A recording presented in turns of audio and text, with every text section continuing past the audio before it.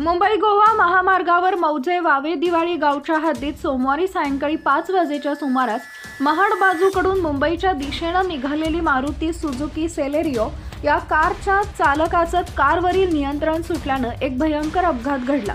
चालकानं कारवरील नियंत्रण गमावताच महामार्गावरून थेट पुलाचा कठडा तोडून ही कार पुलावरून खाली कोसळली। हा अपघात इतक्या भीषण स्वरूपाचा होता की यामध्ये कारचा पूर्णतः चक्काचूर झाला।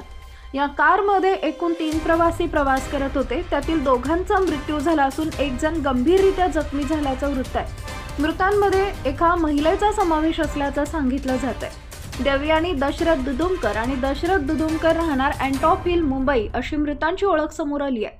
दरम्यान या अपघाताची माहिती मिळताच मानगाव पोलीस घटनास्थळी तातडीनं दाखल झाले।